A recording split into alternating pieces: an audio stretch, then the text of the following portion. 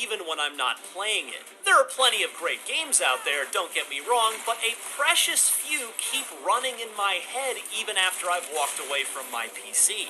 As you've probably guessed by now, I can't stop thinking about Diablo IV. Even in its current unfinished state, Blizzard wouldn't let us capture our own gameplay footage, likely due to the placeholder audio in my build and other normal in-development stuff that doesn't make for a pretty video, so you're looking at B-roll they put together for us here. Diablo IV is absolutely crammed with story, content, beauty, character customization, and so much more.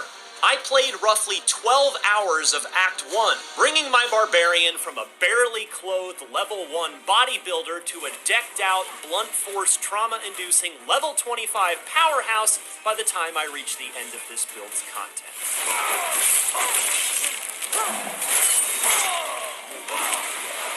One of the first things that struck me in the first couple hours of Diablo IV was just how much story there is. Relative to previous games in the series, you'll spend a lot of time watching cutscenes of both the cinematic and in-game variety.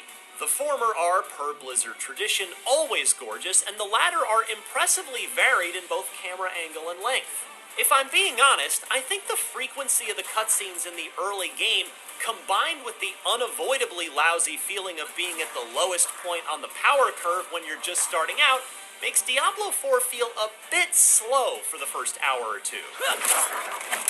This isn't really a complaint though, as I applaud Blizzard's effort to layer more story into Sanctuary.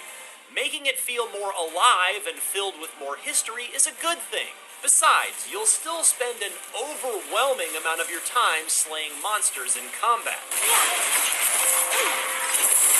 As you've heard by now, Diablo IV is more open world than ever, and Blizzard's implementation works well. Sure, you can wander anywhere you want, but regions outside of where you're supposed to be in Act 1 are at a significantly higher level, enough to crush you like a bug for roaming into lands you're not yet welcome in. For context, the regions you visit in Act 1 look to be a noticeably small portion of the total landmass of Sanctuary. But you are heartily encouraged to explore the areas you do belong in, as you'll earn renown for discovering new areas, picking up and completing side quests, and more. The more renown you tally, the better the tangible rewards get, notably in the form of skill points. Furthermore, as you level up, you'll be able to do things like visit the Alchemist to improve your health potion's healing ability. Exploring both towns and the open fields of combat alike will yield frequent blue exclamation marks on your map, designating another side quest. The layers here run both wide and deep, again making Diablo IV feel like an extremely content-rich experience. Speaking of insane layers of content, the skill tree is bonkers in this game in the best of ways. It snakes along, sprouting hub and spoke clusters, with each hub along the way offering between 4 to 8 choices, some of which are either-or picks.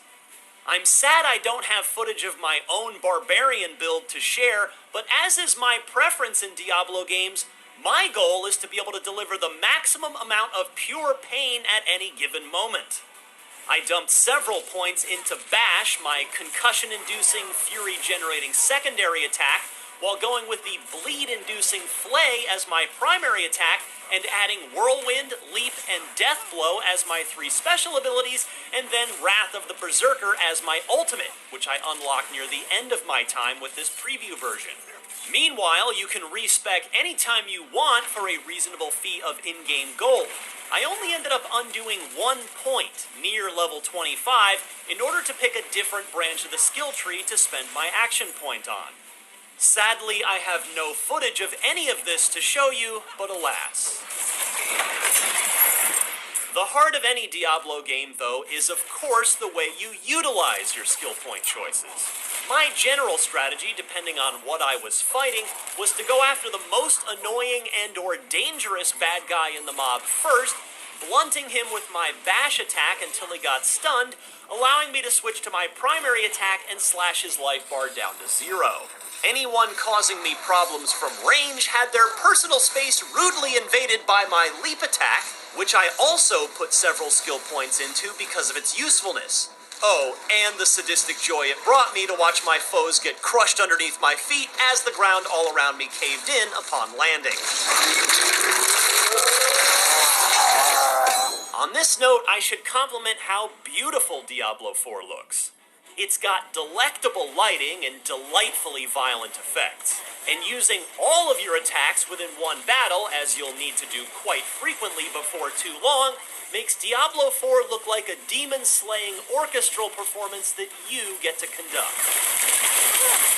As I carved up Hell's minions, well, except for the times where they carved me up, my time traversing Sanctuary never got old.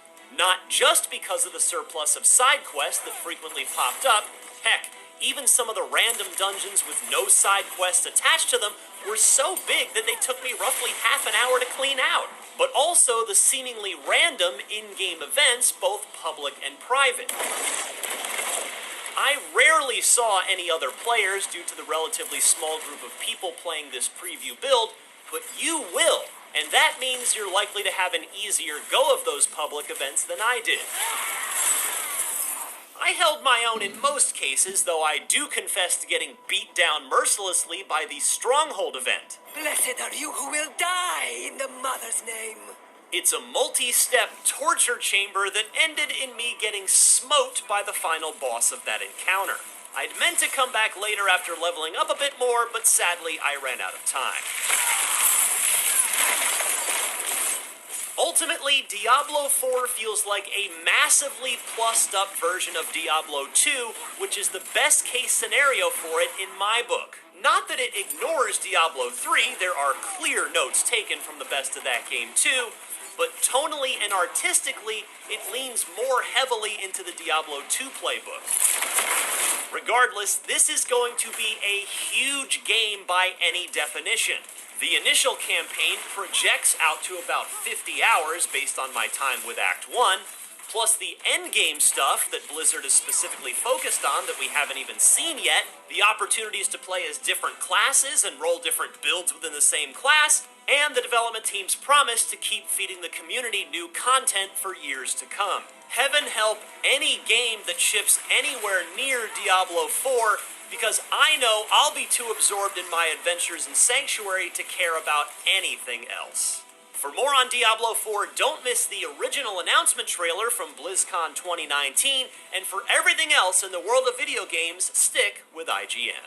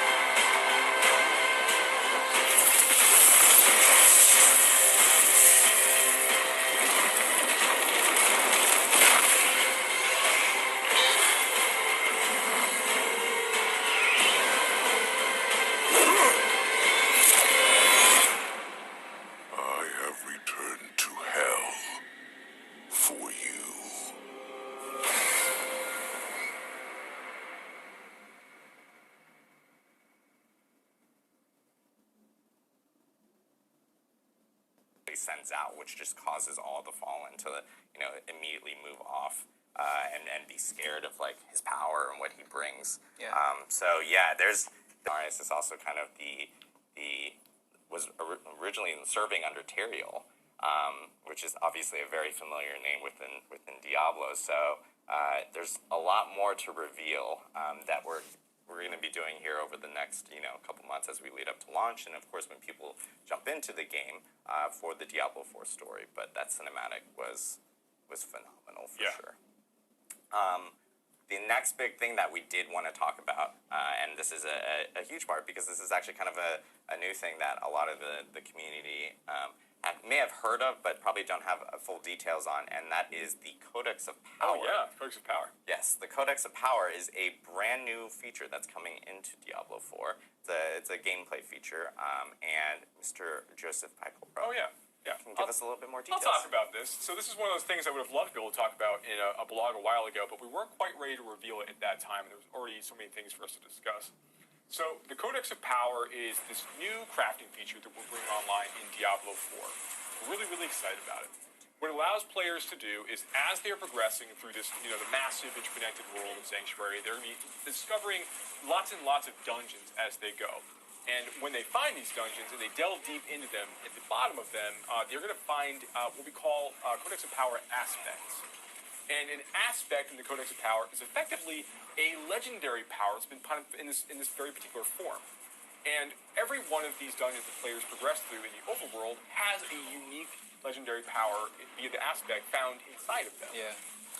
What I love about that is that you can create a new character, and you can look at some of the powers that are available through these dungeons and say, okay, I really want to target this power. I'm going to go to this dungeon, get that power.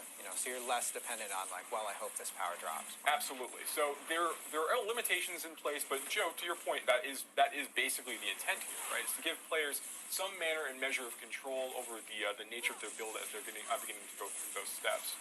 But the Codex of Power is a way for them to basically take these aspects, and then they're able to go back to a crafter back in one of the major cities, our new occultist crafter, actually.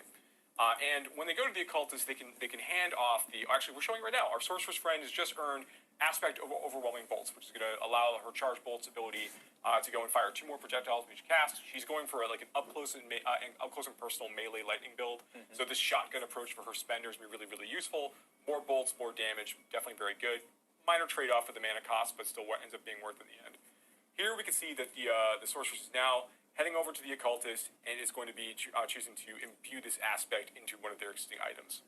So she takes the item. So you're looking at a lot of work in progress stuff that we're looking at here because this is a live cast. We'd like to be able to show some things off.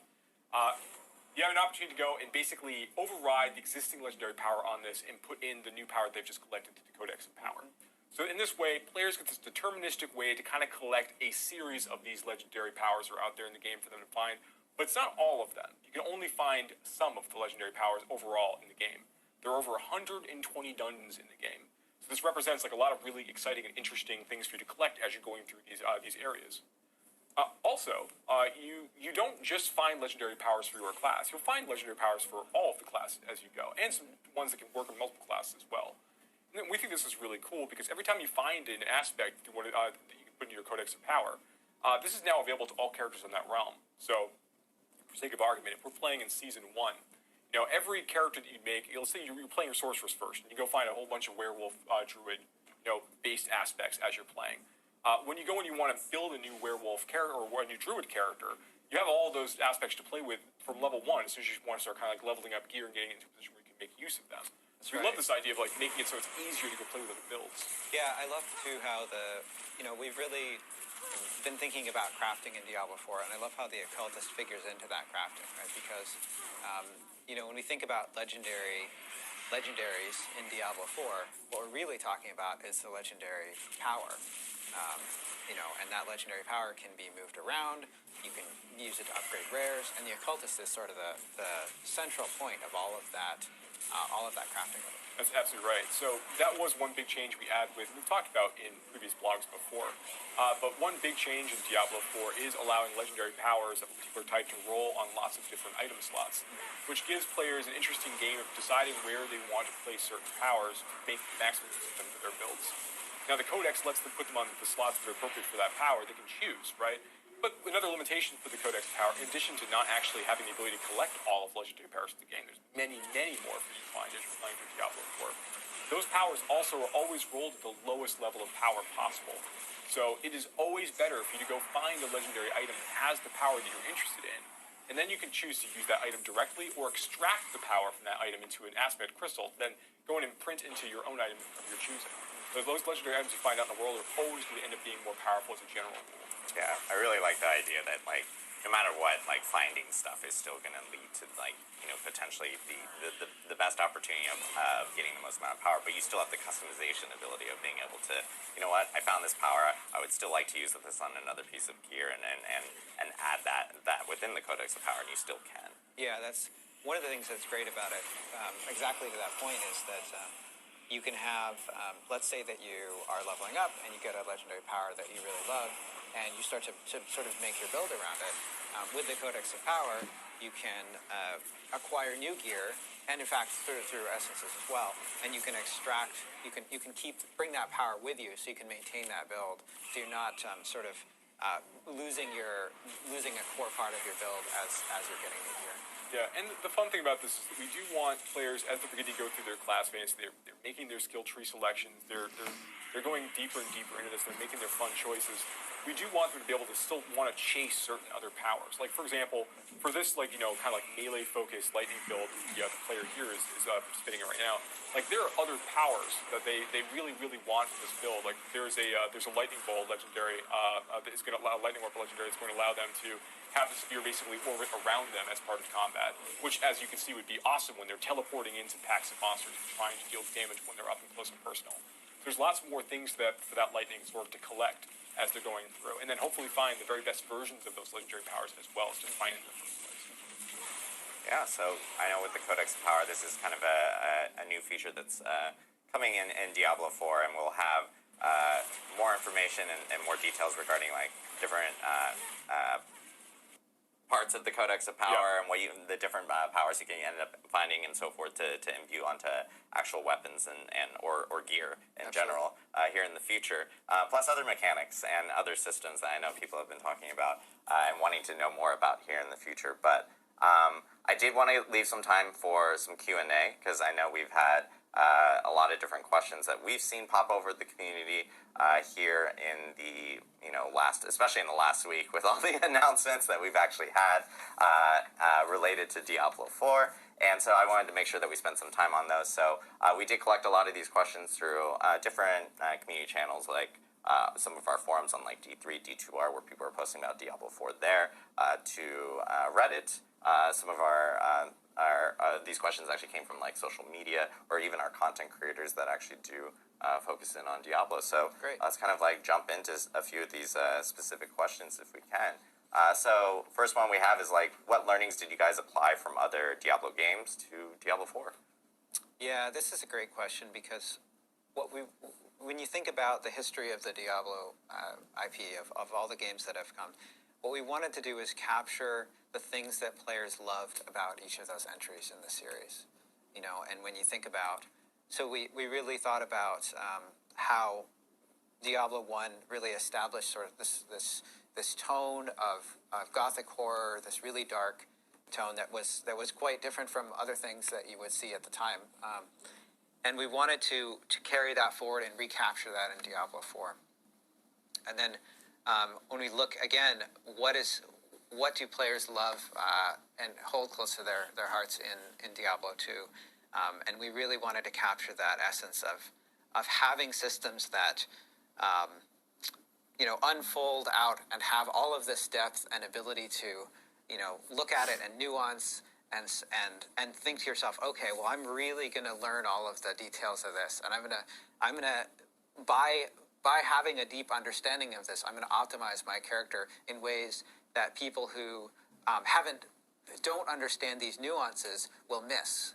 and I will feel like, oh, I really am optimizing through this system in that. Yeah, really the character's really like an expression of the choices you've made while you're leveling up and like making interesting decisions, right? Like that's a great point. Really, really important. A lot more of that power is based on decisions that players made along the way. Character power on the character itself versus just stuff that you the itemization. Absolutely.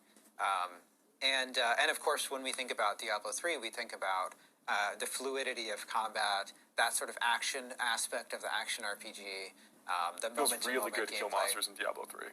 Yeah, and Diablo 3 added so much to not just the player cast interactions. When you talk about hit frames and contact frames and all of the sort of I'll probably fly next. Across my roughly 3 hours of time spent hands-on with Forspoken, I arrived in a fantastical new world, battled a dragon, and took part in a prison break. This all sounds like it should be very exciting, but in truth, so far Forspoken feels like a game getting in its own way. The latest action RPG from Square Enix definitely does display some potential, thanks to a promising combat system that could become excitingly nuanced over time, but its opening sections sadly often feel uninspired.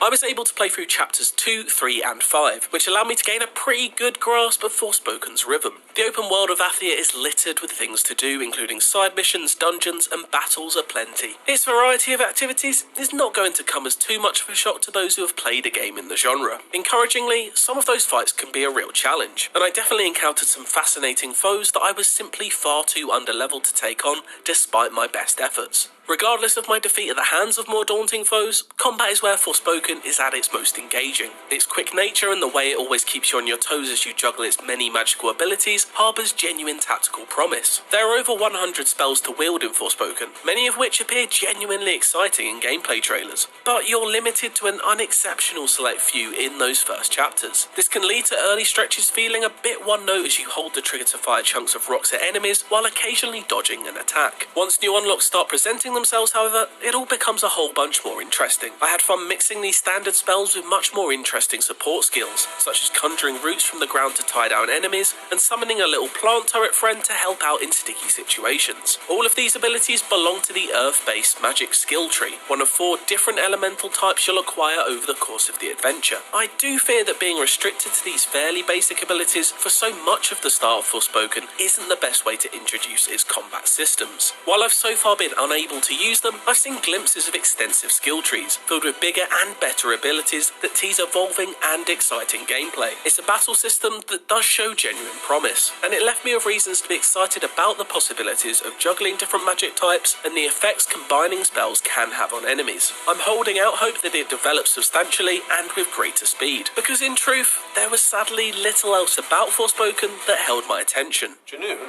is part of Athia. I get it. Like New York City versus New York State. Exactly. I think.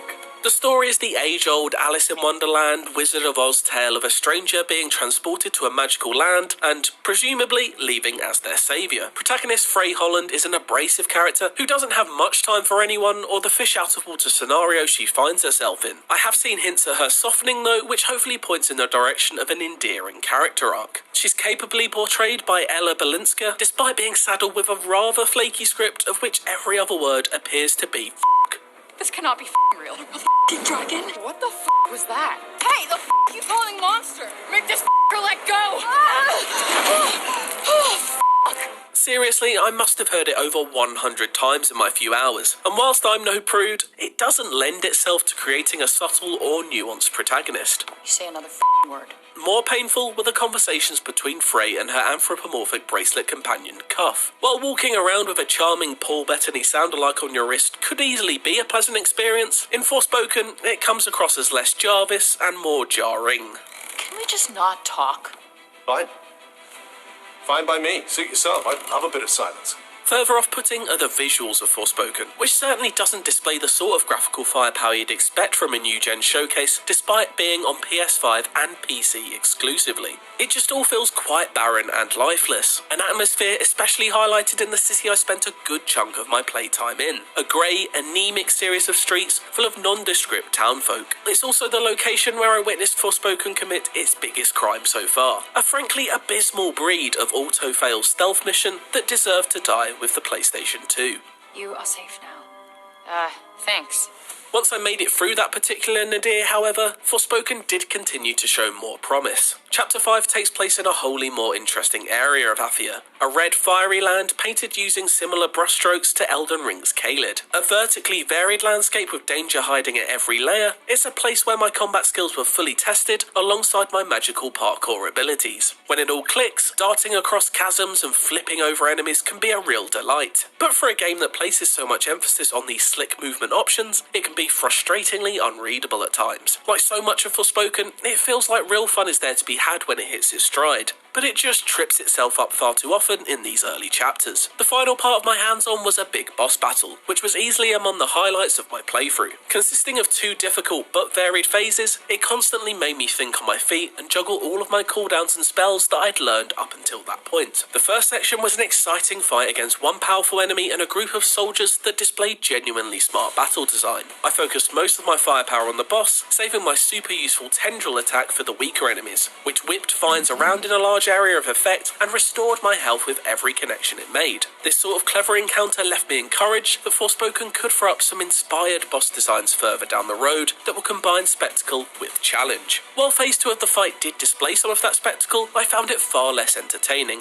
and even bordering on annoying, as I was channeled into a narrow arena and asked to repeatedly avoid some pretty unreadable attacks. It also fell foul of one of Forspoken's visual calling cards, where the world's colour is drenched by a blue filter. It's meant as a representation for the break, the evil force that plagues this fantasy world, but just doesn't look very nice, and removes any sort of distinct identity away from a certain area. It also means you're missing out on some of the impressive creature designs. A massive dragon I met early on more often than not appeared to me as a giant winged silhouette. That's not a good thing, is it? Probably not. I'm fairly convinced that there definitely is enjoyment to be found in Forspoken, but its early chapters don't seem like the place to consistently find it. The magical combat promises to develop and become more and more interesting over time, but whether that will be enough to overcome an uninspired script and the world it aims to bring alive remains to be seen. When we have so many open-world action RPGs at our fingertips these days, Forspoken really needs to set itself apart. Despite leaving a less than impressive first impression, I am hopeful, if not confident,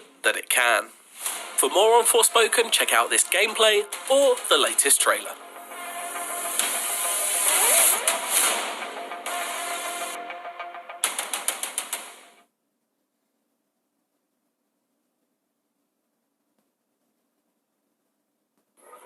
A few weeks ago, we were invited to get some hands-on time with Forspoken, the upcoming action role-playing game developed by Luminous Productions, and a certain cringe-worthy trailer was dropped in August, and we went along with open minds as to how the game would handle.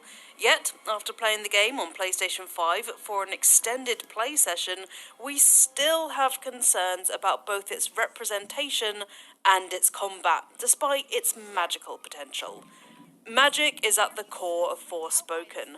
Athia is an other world full of wonder and mysticism and evil sorceresses, while protagonist Frey is given spectacular superhuman elemental powers. There's a surprising dollop of comedy too among the occult grandeur. For those not in the know, Forspoken follows the story of Alfred Frey Holland, a young New Yorker transported to the beautiful and cruel land of Athia. In search of a way home, Frey must use her newfound magical abilities to traverse sprawling landscapes and battle monstrous creatures. The world of Athia is being threatened by the phenomenon known as the Break, a mysterious event that has corrupted the people and wildlife of Athia and forced the surviving humans to cower behind the walls of the city of Cipoll. This beautiful land once flourished under the reign of benevolent matriarchs called Tantas, until a devastating blight, the Break, relentlessly corrupted everything it touched. The Break transformed animals into beasts, men into monsters, and rich landscapes into 4 dangerous realms. At the centre of their shattered domains, the Tantas now rule as maddened and evil sorceresses. They're a threat that Frey will surely have to take care of if she is to return home. We've collated all of our thoughts from the preview event, bringing you the 7 biggest takeaways from the playthrough. So sit back, put on your chunkiest bracelet, and enjoy as we tell you everything new that you need to know about Forspoken. This preview covered 4 chapters of the game, starting off in Chapter 2, just after Frey has been transported from New York to Athia. This was where she's introduced to Cuff, the sentient bracer on her arm, and we were treated to the first of some of that hilarious banter we first saw in the August trailer. After a few swears, an introduction to the world of Athia through exploration and combat, the chapter came to an exciting conclusion against a big old dragon. After a narrow escape, Chapter 3 then saw Frey reach Seapool, the last bastion for humanity in Athia. Initially imprisoned, she was freed through a torturously slow stealth section that practically played itself. After this, thankfully, Seapool opened to us properly, with Frey meeting a host of key characters that would help shape her adventure. She was then sent off into the world of Athia to retrieve something, giving us the first taste of the open world proper and, upon returning to Seapool, had her first confrontation with one of the 4 matriarchal Tantas. Tanta Seela, the strongest and most formidable of them all. This confrontation sets the tone for Chapter 4, which allowed for a lot of exploration as Frey learned more about her surroundings, reflected on the friendship she's made so far, and, ultimately, looked to get tooled up to take on the Tanta. Chapter 5 saw Frey taking the fight back to this Tanta, fighting and parkouring through her domain to reach her. The play session rounded out with an epic boss battle, after which Frey seemed to merge with Tanta's magical essence, consuming with it her abilities and unlocking fiery red magics.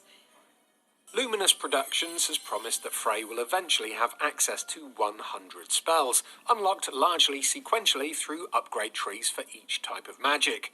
These unlocks are purchased using mana from levelling up, but it can also be found around the world, in surprising quantities on some occasions, encouraging you to explore and meaning you shouldn't be stuck trying to grind out levels to get that next upgrade. Through the world, there are also fonts of blessings to be found, which will unlock new spells for Frey and spellcast challenges, the taking on of which will allow Frey to upgrade her spells. Over time, Frey's magics will expand to cover 4 elements, each of which has a colour. Purple is earth powers, blue water, red fire, and green is shock. The combat spells are split between offensive, right trigger, and support, left trigger. During battle, you'll also build up charge on a devastating attack which can be fired off by pulling both triggers at once, causing massive damage if it lands. With the preview covering the earlier parts of the game, we were limited in the range of magic that was available to play with. Frey starts off with access to the earth-based purple magics, for example. Her attack spells consisted of the burst shot, which can be charged up to throw an explosive rock at an enemy. The shield shot brings up a defensive barrier, which eventually breaks into particles which fire forwards, causing massive damage. And finally, the scatter shot, which was a rapid-fire attack that finished on a very strong singular projectile. Essentially, think magical pistol, shotgun, and machine gun for this base set of abilities. The support spells ranged from throwing out a whip that damaged enemies and restored some of Frey's health, to causing massive vines spouting from the ground that trapped enemies, to flowers that popped up and fired projectiles at our foes. All of these support spells had a cooldown, meaning you couldn't just rely on one thing at a time, constantly swapping spells out through the selection wheel mid-battle. You are graded on your performance in each instance of combat, doing different attacks. Dodging and not getting hit increases your letter grade from an E all the way up to an S rank, which, in turn, increases the experience points you'll receive and the number of items the enemies will drop, which can then be used to upgrade equipment and craft items. Whether the sheer amount of options offers welcome complexity or just overwhelms players remains to be seen, but there's an arcane joy in whipping up spells and dishing out damage in a barrage of projectiles, even if, at times, it felt like you were fighting against the lock-on. Flow is the game's key mechanic. This is Frey's magical parkour that allows her to dash off at great speed, leap vast gaps, and flip around enemies. It's all handled with one button that sees Frey performing all manner of acrobatics. This does use up stamina, but there are skills within the magic parkour ability set that can help with this. For example, unlocking the shimmy skill allows Frey to keep her momentum going without using any stamina at all. Taking on and completing flow-related spellcast challenges allows you to upgrade a lot of these spells so that they might not use any stamina at all, or in some cases, even restore it. Between magical burst shots and high-speed parkour, the result feels like a merge of Control and Sonic, and just as Sega has struggled with the blue blur in 3D, Frey's speed cannot be contained. While she mostly speeds off as intended, she occasionally stumbles up buildings or leaps off cliffs into the empty abyss below. Locked onto enemies and using parkour to dodge their attacks, the camera sometimes swings dizzily. Put all that in a small enclosed area and throw in a fireworks display of effects, and it can become a little too disorienting, meaning you have to slow down to make sense of things before diving back into the combat. Athia is an enticing world to explore, without an overabundance of map markers, initially at least. Combat challenges provide an opportunity to permanently increase stats. Pools of mana act like platformer collectibles to steer you across the land. Locked labyrinths transport Frey underground to crypts crawling with enemies and bosses, and monuments unlock enhancements, while founts of blessing unlock new spells. It's typical open-world stuff, sure, but it lends Frey's story an adventurous sense of exploration. Athia is beautiful too, from its medieval cities to its decaying wastelands spoiled by the spreading corruption of the Break, despite some stiff NPC animation. A later area had scorched earth, glowing ruby crystals, and an ominous scarlet sky. Safe houses act as waypoints to rest up and customize Frey's loadout. Potions can be crafted and extra buffs can be applied to her cape and necklace. Again, typical open-world stuff. Best of all is the ability to paint her nails with protective enchantments. This practice, incidentally, was done in the sacred blood of the Tanters, really adding to the occult tone. Excuse me while I add sacred blood of the Tanters to my Christmas list. Fingers crossed Santa can sort that out for me. An awful lot of noise has been made about the amount of, well, noise that side character Cuff was making in the trailers, with criticism of poorly written and overly frequent dialogue. In this preview, though, we're happy to report that it wasn't really a problem. The dialogue was all there, sure, but spread out over a few hours, it was way more endearing than annoying. What's more, if it's still too much for you, there is an option to reduce the frequency of chatter between Frey and Cuff in the accessibility options, limiting their nattering to story-necessary conversations only. Cuff actually adds some welcome comedy, though. Athia and its populace are all a bit gloomy with the encroaching Break, but Cuff and his banter with Frey bring some levity to the world. The development team have tried to work this into the narrative because, as a person from our world, Frey sees things the way that we do, and brings her personality with her, questioning and commenting on everything. Cuff is a constant source of natural sarcasm as well, and there are some smirk-worthy moments in amongst the dialogue, even if it does occasionally tiptoe across the line of cringe. Really, the concern shouldn't be for Cuff, but for Frey herself. The development team previously raised eyebrows when Frey was described as having a hip-hoppy kind of walk. And it must be noted that the writing team is entirely white, which brings the authenticity of the black lead Frey into question. Frey was the first character that Luminous Productions designed for the game, and while they had a clear vision for the character, it was during the casting process and their discovery of Ella Balinska for the role that they refined her, with Balinska giving input on how she believes the character would think and speak. Through this process, the team believe that they've created a realistic character that everyone could relate to. In practice, though, there are some awkward decisions. The first time Frey meets another human in Athia, she's handcuffed and accused of being a monster by a crowd of predominantly white NPCs, which felt particularly jarring. Her criminal record is also included as a readable document in the game's journal. Her dialogue, too, lacks authenticity. She refers to her trainers as her kicks, she constantly swears, always a good way to show that you're cool, and she's quick to anger. This all plays into the anachronistic outsider quality of the character, and Blinska's performance is likeable, but stereotypes in the script belie an over-eagerness to be cool and edgy, and there's no more surefire way to make sure you're not cool and edgy than by actively trying to behave in such a manner. This has given me flashbacks to Life is Strange, to be honest. And there we have it. Everything we learned from our in-depth time with Forspoken. The game launches on PS5 and PC on the 24th of January next year, so there's not much time left until you can travel to the world of Athea yourselves. If that's left you wanting more, you're in luck. There is now a specially crafted demo available for free on PS5 that gives you the opportunity to really dig into the game's fluid traversal and take on some truly monstrous enemies in combat. You'll be given 5 main objectives to complete, but there's plenty of scope to just explore and dig into the entertainingly deep mechanics too. Oh, and don't worry about spoilers. Where am I? What planet is this? Did the metahedron bring us here? How far would you go?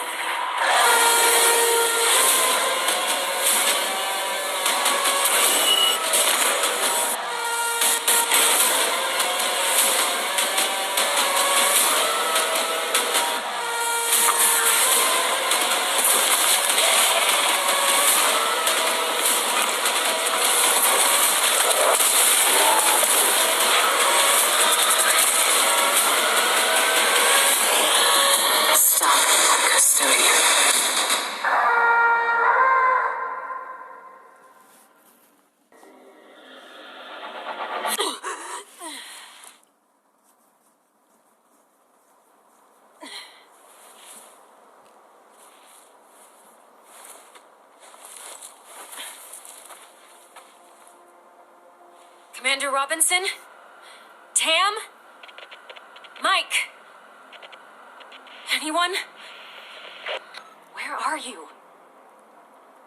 What is this place? What's happening? Who was that? Where am I?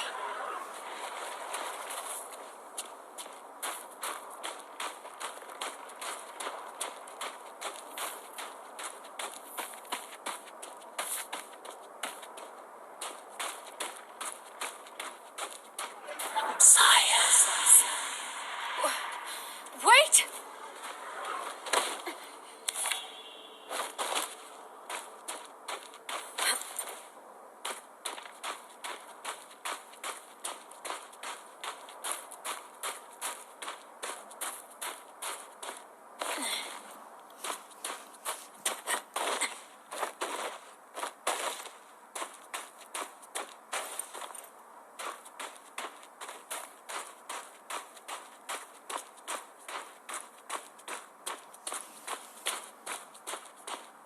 How is this possible? What is this? Did the metahedron bring us here?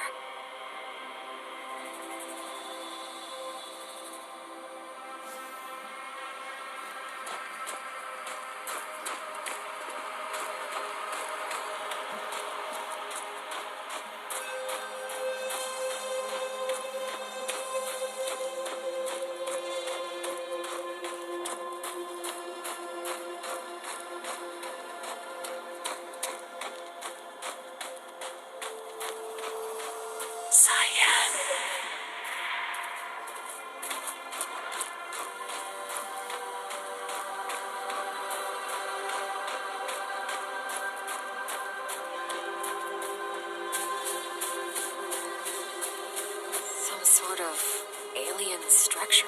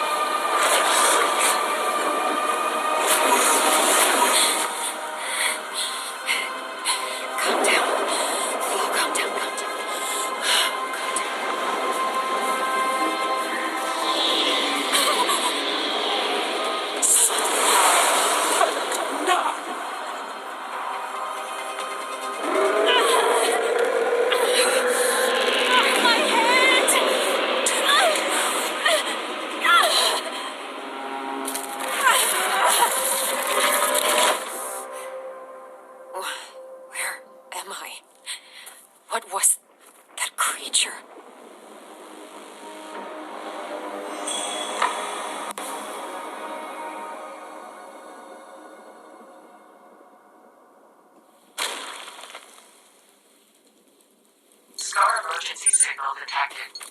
A SCAR emergency signal. It must be someone from the team. I have to get to them.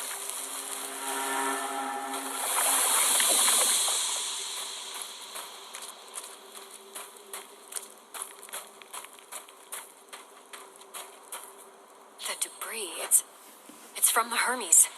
It must have splintered off when the ship entered the atmosphere.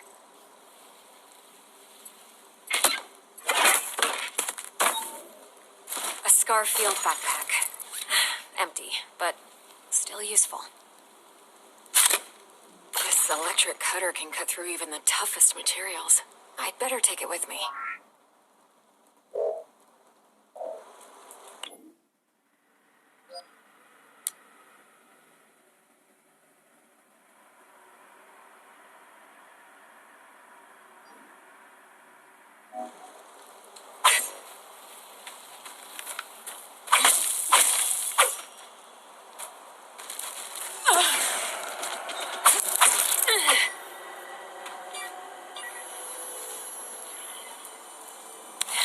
Log entry.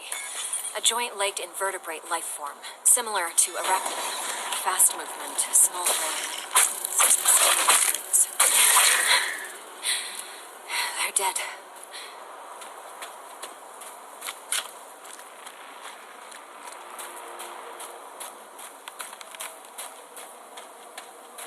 Must be a gate of some sorts. But there's no obvious locking mechanism. Log entry. The gate has an internal conduction system. The 3 points on the rim seem sensitive. A targeted blast of electricity could cause a reaction.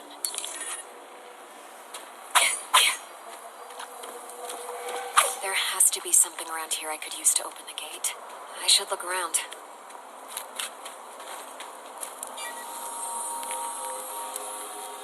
Log entry. This plant doesn't have any chloroplasts, which means it can't conduct photosynthesis. Strange.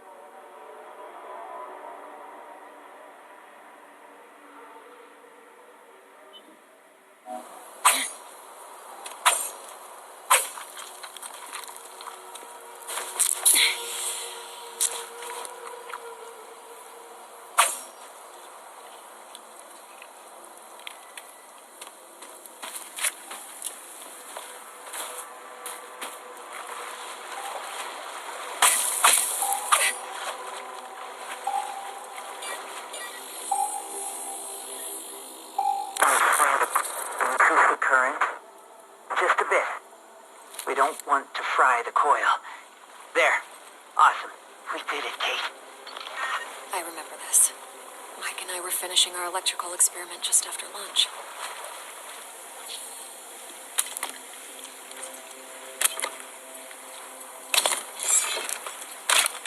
Vera, it's still intact.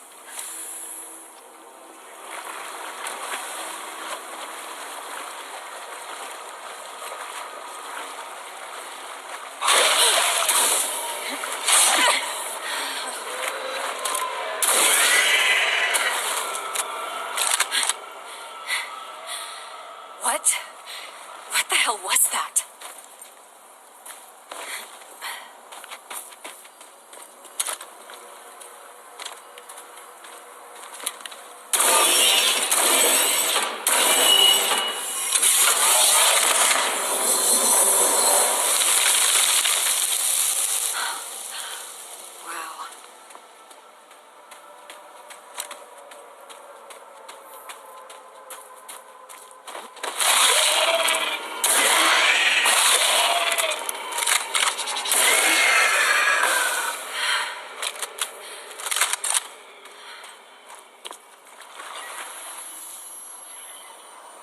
Log entry.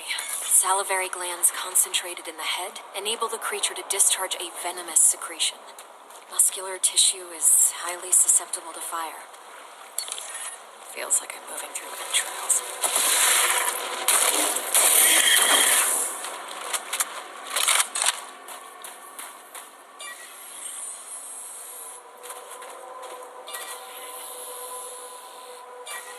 Log entry.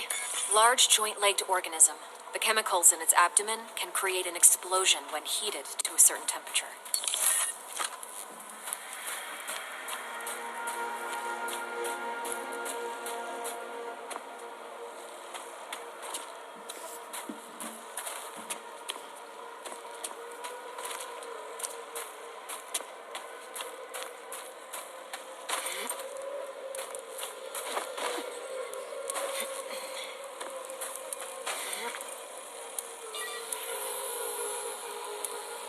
Log entry.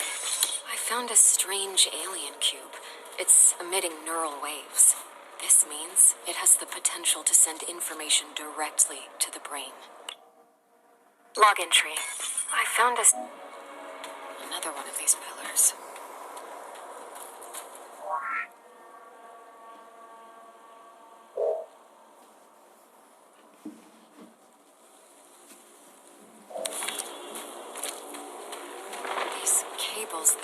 They're from the Hermes.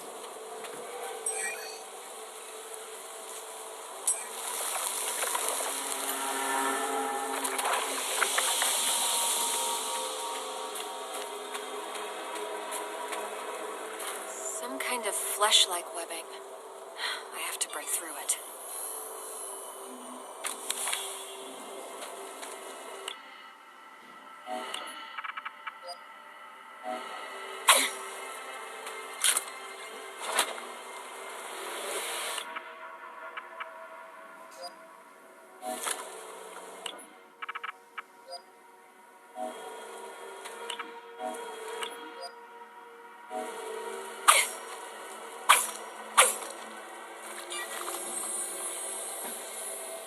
Log entry.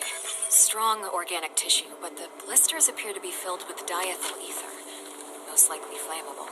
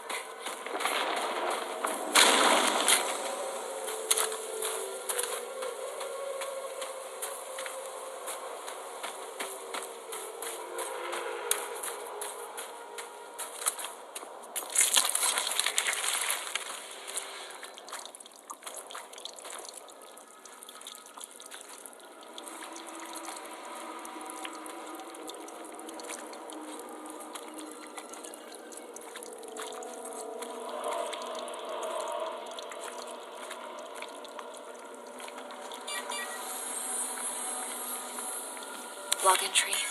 This is a biovessel for an indigenous creature. The shell seems highly combustible. It contains an organism that is almost fully formed. I better not touch it.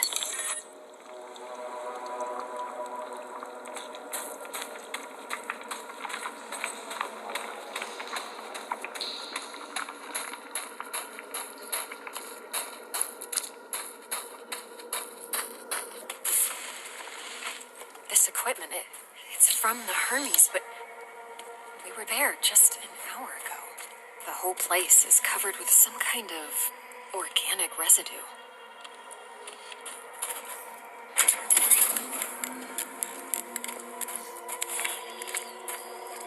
Commander Richard Robinson, log entry. Ever since I left the Hermes, it's been getting worse. The growth. I have to get it off.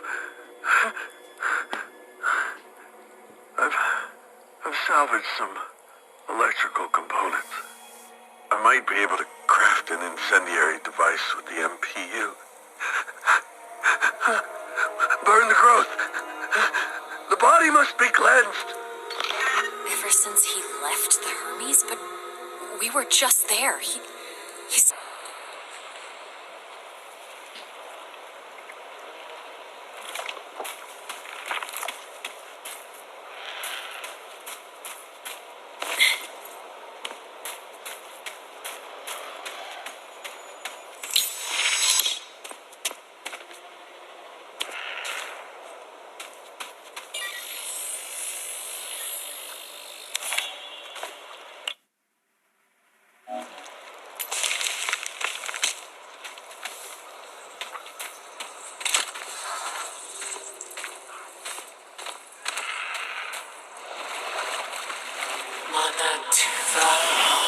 How far would you go in the search for answers?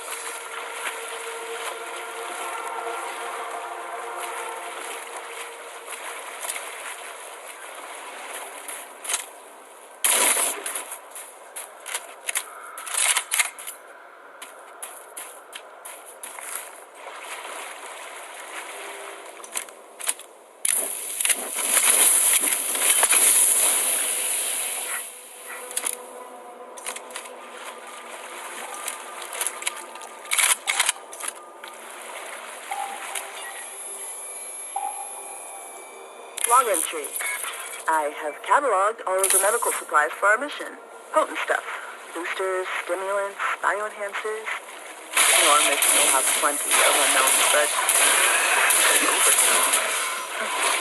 Safe and sorry, I suppose.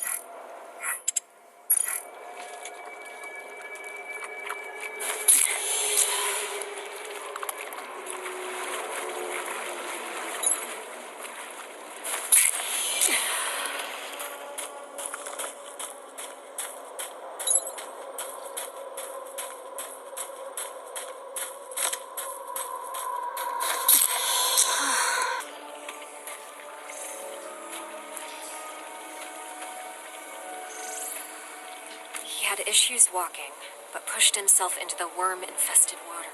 The worms converged on him. They seemed to fuse with his body. What happened to you, Richard? His signal is on the other side. Somehow he got through the worms. I won't last a moment, but I'm must find a way across.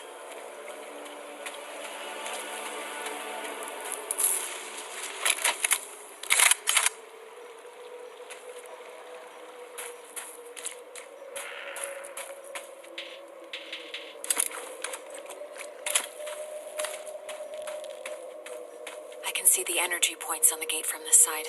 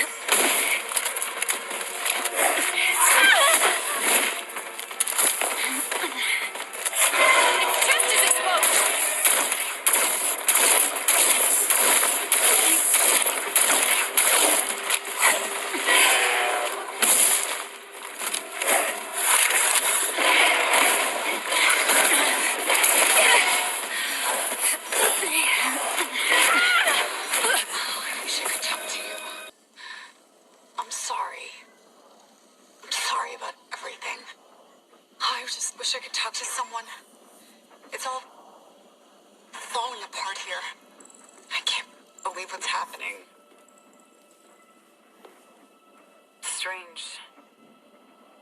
Such a little thing. That's right. Nicole?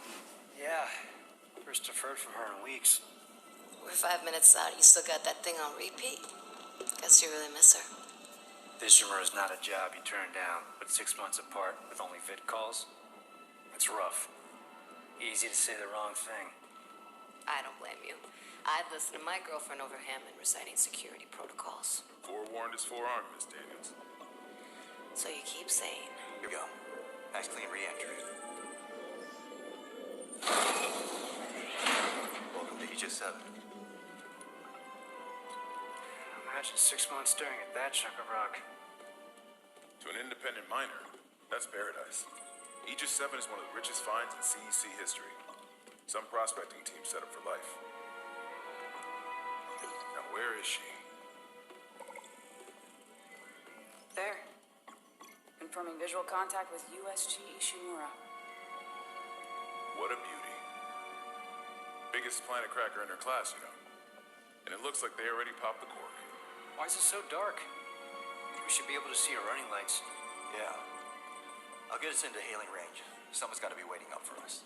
Just be careful on the approach. I'm not taking any chances with the CEC's pride and joy. No chances, huh? Is that why you were digging into my personnel files before we left? You track your file access? I'm a computer analyst. Comes with the job. I ran standard CEC background checks, Miss Daniels. If you want to work in the big leagues, you have to play ball. Sir, we're in hailing range. USG Ishimura, this is the emergency maintenance team of the USG Kelly responding to your distress call. Come in, Ishimura. Ishimura, do you copy? Come in. This is a USG calendar. You ever hear of a full communications plan? I don't know what this is. No. Come on. Someone pick up the damn phone. What the hell is that? Sounds like their communication array is busted. Maybe a broken encoder. Daniels and I can handle it in 48 hours, max. Hey, that gives you plenty of time to catch up with Nicole. Yeah, I hope so. Jen, Johnson, take us in. Gravity tether's engaged. Automated docking is go. We're losing control.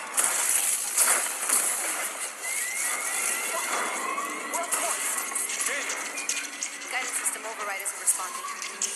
Shit, coming in too hot. It's gonna smash us into the hull. Aim for that emergency stabilizer. There, the blue light. It might slow us down. Drop the flash shield. Brace yourself.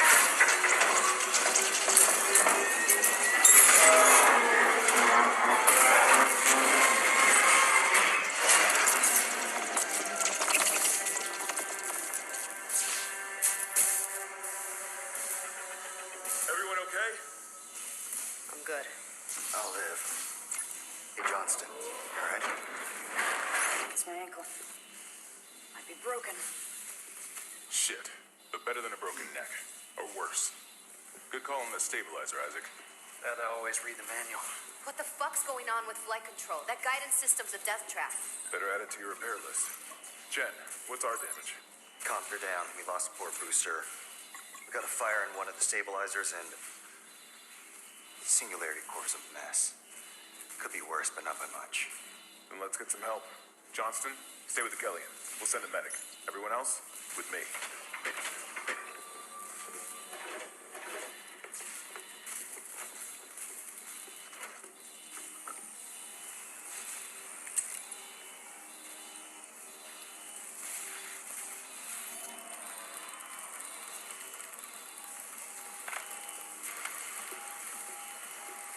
Stand clear. Crap, we came down hard. Not a great start to our repair mission. Pulse rifles? Standard procedure, Miss Daniels. We'll register them in the flight lounge. Hello? Where is everybody? Half the ship must have heard that landing. Be proud, Jen. You got us here in one piece. Johnson might disagree. But you're offering to buy the first round tonight. I wouldn't mind something to steady my nerves, especially on CEC's tab. You see anyone in flight control? No, nobody.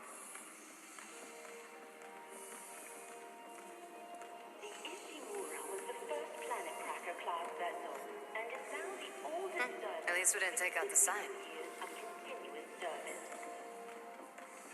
It holds the record for the highest number of planet craft, with 34 to date, and highest dead weight of refined product at 14 trillion kilotons and counting.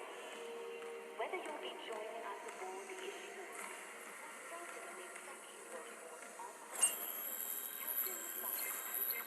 Welcome, Isaac Clarke, to the USG Ishimura.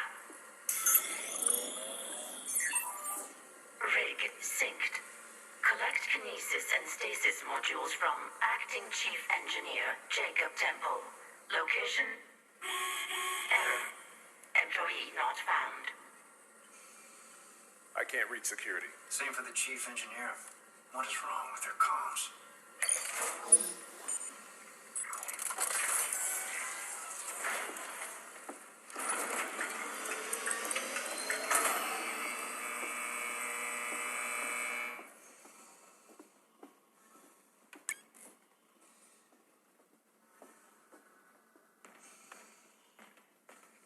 Someone left in a hurry. Where's the security detail? Where's anybody? There's nothing logged.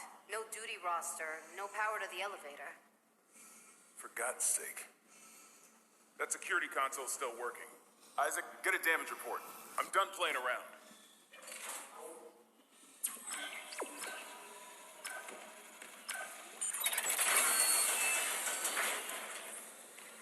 Something on the floor here. Seth? Isaac, I need that damage report.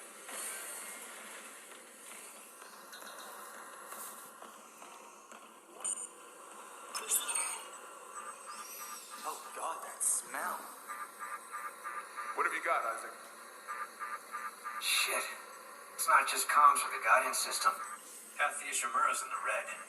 Engines, hull, the trams. Could do that kind of damage to a planet cracker. Emergency power. Ventilation's up. Power to the elevator should be... Hazardous anomaly detected. Quarantine activated. Another malfunction? No. The quarantine systems are all fine. Oh, wait. Do you hear that? Yeah, I hear it. Batman? Take it easy. Daniels, get those elevators running. There's something in here with us. Up there!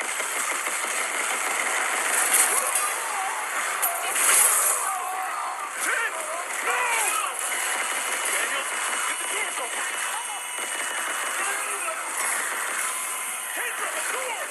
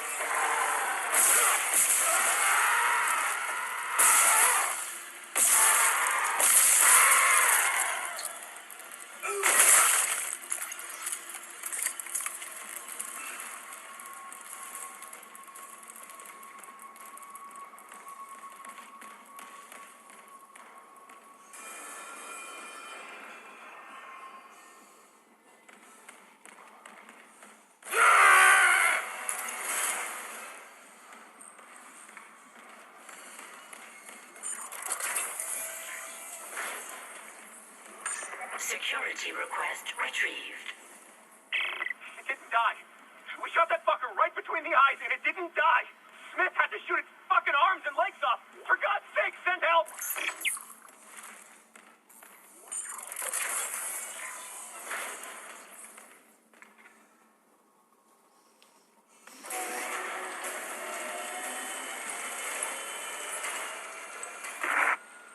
Isaac. Oh my God, Isaac. You made it. Just. They're everywhere. Shin, is he, He's gone. Nothing I can do. What the fuck are these things? The ones I saw? Some of them were wearing Ishimura uniforms. They're the crew? How the hell can they be the crew? Look at them. We need to get to the bridge. There's 1,000 people on board. Someone will be there. We can't. The tram system's wrecked. Everything's locked down because of the quarantine. And you're both repair techs. So how do we do this?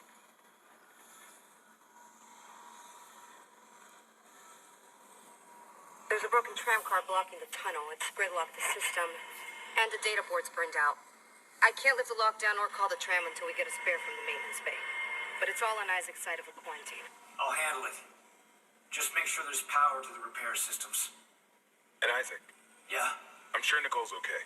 She's a doctor, right? She'll do the smart thing. Yeah. Yeah, she always does. Find somewhere safe. I'll be back soon.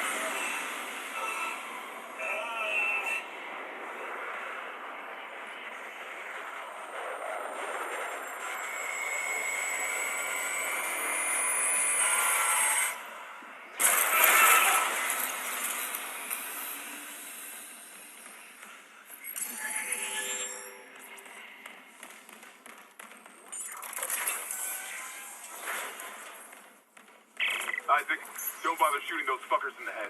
Doesn't even slow them down. Okay. The only way is hacking them apart. Those arms, their legs. Does that even kill them? Or do they just stop moving? Message retrieved.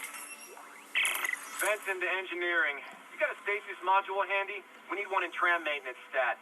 The autoloader's fried. I got a damaged tram car on the tracks, and if the whole system's gridlocked, guess who they're calling? Temple is setting the stasis module now. What Loading happened to the system other one? reinitialized. No idea. A lot of shit's been breaking down. I keep hearing it. Autoloader malfunction. Down in the gears, Please but no one contact can a see. repair technician. No? I know.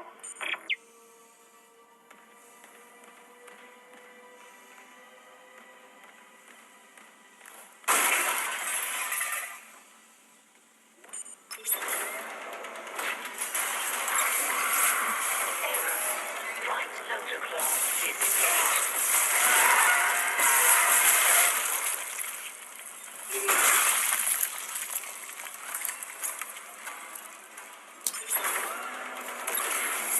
Right loader claw engaged.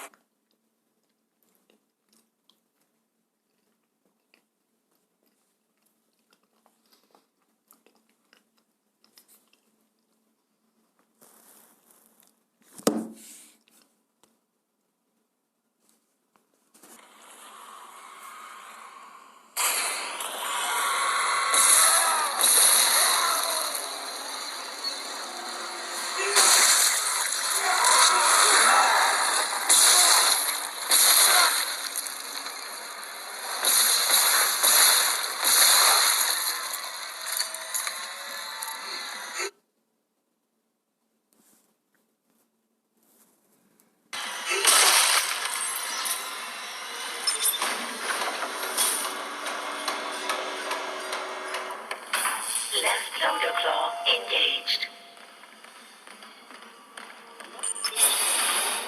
Replacing damaged tram car. Please stand by.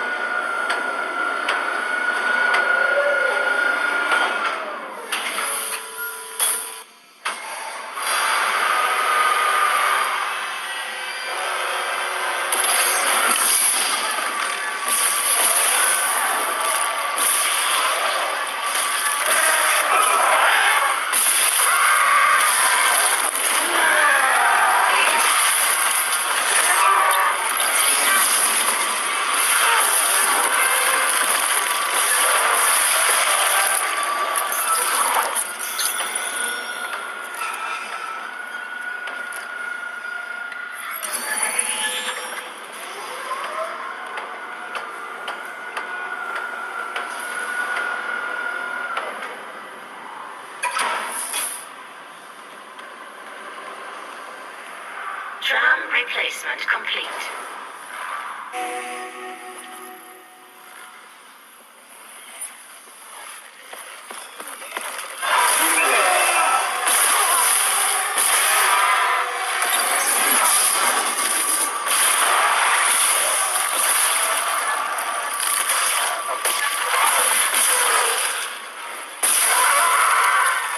You got it. The tram was jamming the whole system. That's one down. You said a data board was fried too? Inventory says there's a spare board in the maintenance bay. We can't run the trams without it.